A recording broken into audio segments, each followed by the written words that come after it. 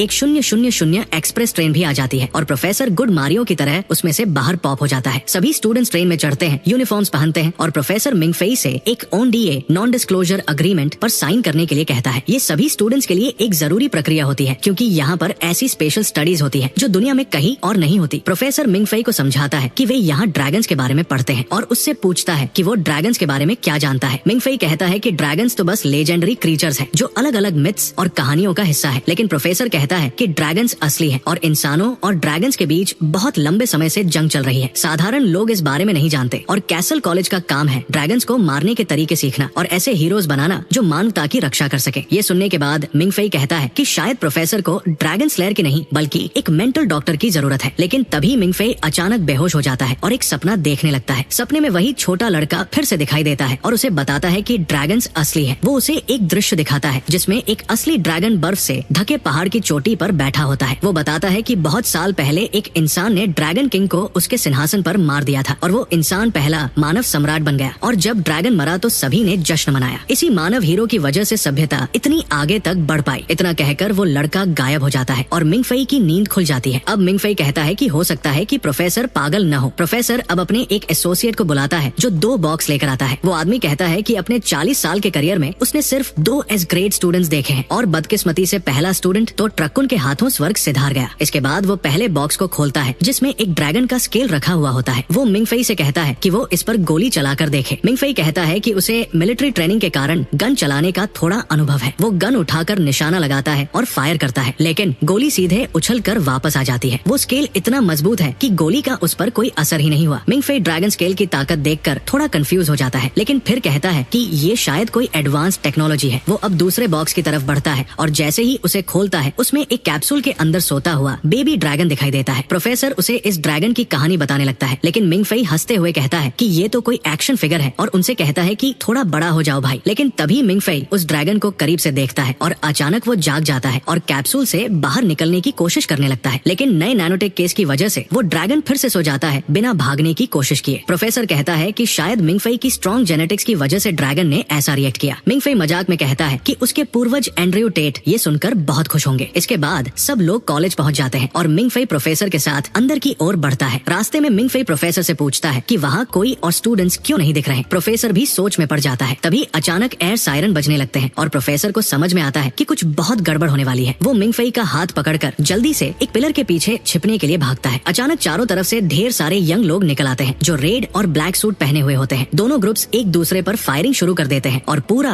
Area किसी war zone में बदल जाता है। प्रोफेसर भी गोली लगने से गिर जाता है और जल्दी ही आउट हो जाता है। ये पागलपन तब तक चलता है जब तक कि सिर्फ एक औरत और दोनों ग्रुप्स के लीडर्स ही बचे रहते हैं। अब दोनों लीडर्स आमने सामने आ जाते हैं। एक है स्टूडेंट यूनियन का लीडर सीजर और दूसरा है लॉयनहार्ट सोसाइटी का प्रेसिडेंट जेहेक। दोनों ऐसे लड़ते हैं जैसे कोई ओपी एनिमे के प्रोटैगनिस्ट हो और बेचारा मिंगफेई उनके सामने किसी एनपीसी की तरह लगता है। जब दोनों लीडर्स एक दूसरे को किल करने में व्यस्त होते हैं तो मिंगफेई 2 लड़कियों के बीच में फंस जाता है। रेड टीम की लड़की नैनो निकलती है जो मिंगफेई की ओर गन तानकर कहती देखती है कि वो नीचे झुक जाए, वो तुरंत पीछे खड़ी लड़की पर गोली चलाती है, लेकिन खुद भी हिट हो जाती है। अब ऐसा लगता है कि ब्लैक टीम जीत गई है, लेकिन तभी मिंग फेई अचानक अल्ट्रा इंस्टिंक्ट मोड में चला जाता है। वो अपने शरीर को उस छोटे लड़के के हवाले कर देता है जो उसके सपनों में आ रहा था, और अब वो लड़का बॉस की तरह दोनों लीडर्स को भी शूट कर देता है। इसके बाद मिंग फेई एक पिलर के पास बैठ जाता है और धीरे धीरे अपने शरीर पर कंट्रोल वापस पा लेता है। तभी वहाँ एक बड़े ग्रुप में नर्सेस और मेडिक्स आ जाते हैं और सभी को ट्रीट करने लगते हैं। उनके साथ एक गंजा आदमी जो ब्लैक सूट पहने होता है वहाँ आता है और इस पूरे इवेंट में बर्बाद हुए पैसों की शिकायत करने लगता है।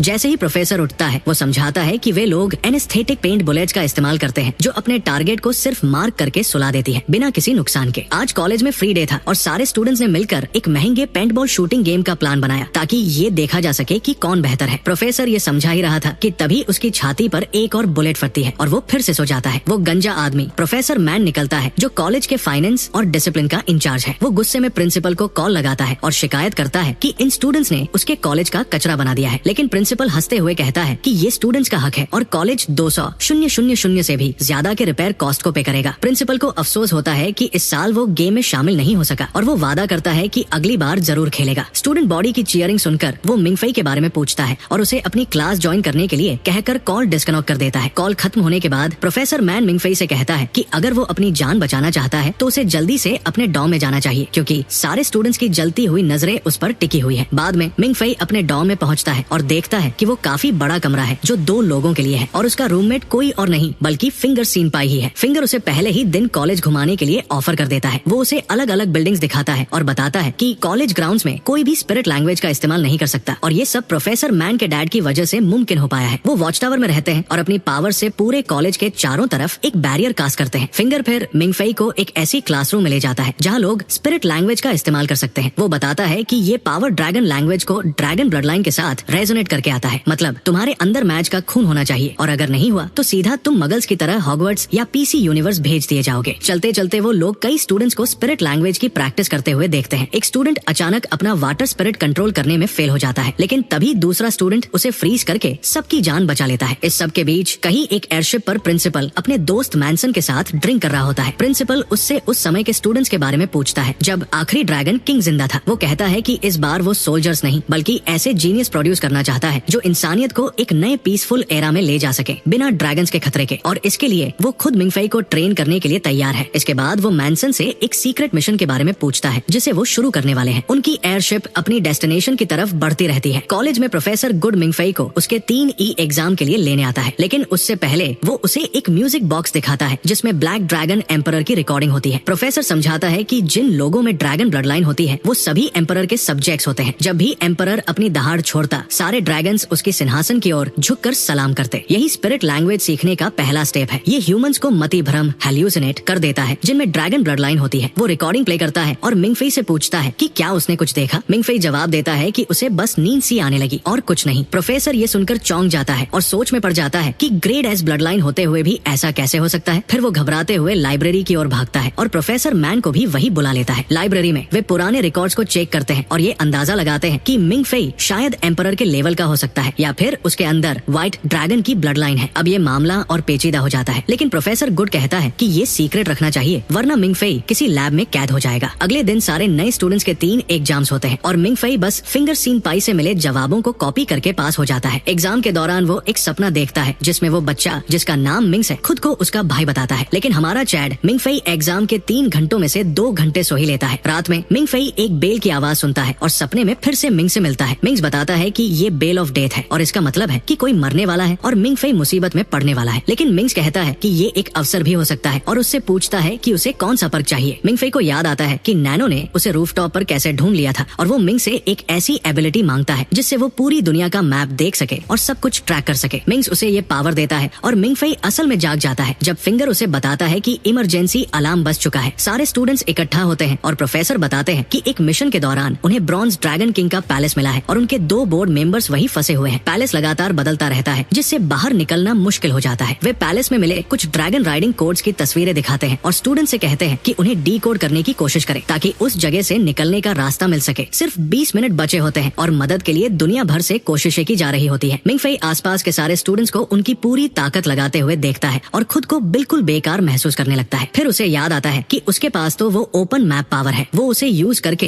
पैलेस से बाहर निकलने का तरीका ढूंढता है और उसे सबमिट कर देता है। आखिरकार वे उस रास्ते को उन लोगों तक पहुंचा देते हैं, लेकिन मुश्किल ये होती है कि उनके पास बचा हुआ ऑक्सीजन काफी नहीं होता। वो दोनों लोग वही होते हैं जिन्होंने मिंगफेई का कॉलेज के लिए इंटरव्यू लिया था और हाँ, ये दोनों एक दूसरे से प्यार भी करते थे। वे अपनी पूरी ताकत लगा देते हैं कि किसी तरह सतह तक पहुंच सके और वो कूनन जिसे वे पैलेस से लेकर आए थे उसे डिलीवर कर सके। लेकिन उनके रास्ते में आता है ड्रैगन किंग का रिटेनर एक सी ड्रैगन, जो उन दोनों को मार देता है। लेकिन मरने से पहले वो कूनन को एयरशिप में मौजूद हायर अप्स तक पहुंचा देते हैं। सी ड्रैगन वो कूनन वापस पाने के लिए उनका पीछा करना शुरू कर देता है, लेकिन मैंस अपने मरे हुए साथियों का बदला लेने के लिए पूरी ताकत से उस ड्रैगन से भिड़ जाता है। ये एक लंबी और खतरनाक चेज बन जाती है जहाँ सी ड्रैगन बार बार उन पर हमला करने की कोशिश करता है और आखिरकार मैंस की सेक्रेटरी को भी मार डालता है। मैंस इस सदमे में अपने मशीन गन से उस ड्रैगन पर फायर करता है, लेकिन सब बेकार। एयरशिप भी धीरे धीरे पावर खोने लगती है और ऐसा लगने लगता है कि अब सबका अंत आ गया है। लेकिन तभी मैंस को ध्यान आता है कि वो डैम के पास पहुंच चुके हैं। वो एयरशिप को डैम की ओर ले जाने का हुक्म देता है ताकि सी ड्रैगन उनका पीछा करते हुए वहां आए और वो उसे डैम के गेट्स के बीच कुचल कर मार सके। उनकी ये प्लानिंग काम कर जाती है, लेकिन उससे पहले ड्रैगन अपना एक दांत मैंस के पेट में घुसा देता है। बाद में प्रिंसिपल अनाउंस करता है कि उनका मिशन सक्सेसफुल रहा। उन्होंने कई जरूरी ड्रैगन राइडिंग कोड्स और आर्टिफैक्ट्स हासिल कर लिए और ये सब मिंगफेई और बाकी स्टूडेंट्स की मदद से मुमकिन हुआ। लेकिन उसी समय कॉलेज की बेल बजती है जो बताती है कि उनके कुछ मेंबर्स की मौत हो गई है। हॉल से बाहर निकलते समय जियांग मिंगफेई को उसकी हेल्प के लिए थैंक्स कहता है और उसे लायन हर्ट सोसाइटी में अपने सक्सेसर के रूप में ज्वाइन करने के लिए इनवाइट करता है। लेकिन मिंगफेई साफ मना कर देता है कि वो इतनी बड़ी पोजीशन को नहीं ले सकता। एयरशिप पर वापस प्रिंसिपल अपने मरते हुए दोस्त के पास जाता है और उसे मिशन की रिपोर्ट देता है। वो उससे कहता है कि स्टूडेंट्स को इस लॉस के बारे में न बताएं, बल्कि उन्हें सिर्फ अगले मिशन के लिए तैयार होने के लिए कहें। साथ ही वो उसे ये भी कहता है कि उसकी गोद ली हुई बेटी नैनो का ख्याल रखे और उसे सुरक्षित रखे। कुछ दिनों बाद मिंगफेई को नैनो की तरफ से एक ऑनलाइन इन्विटेशन मिलता है स्टूडेंट यूनियन की ओर से एक बॉल डांस के लिए। वो फिंगर के साथ वहाँ पहुँचता है और फिंगर उसे बताता है कि स्टूडेंट यूनियन का लीडर सीजर वेस्टर्न गैटुसो फैमिली का उत्तराधिकारी है। सीजर का एटीट्यूड काफी एरोगेंट है और ऐसा लगता है जैसे वो इसी तरह मिंगफेई को स्टूडेंट यूनियन में शामिल करने की कोशिश कर रहा है, ठीक वैसे ही जैसे जियांग ने उसे पहले इनवाइट किया था। मिंगफेई कहता है कि उसका कोई इंटरेस्ट नहीं है, लेकिन फिंगर उसे कहता है कि वहाँ महंगा खाना और ड्रिंक्स है तो क्यों न जाया जाए। रात में जब वो बॉलरूम में पहुँचते हैं तो पता चलता है कि नैनो असल में सीजर की मंगेतर है और सीजर ने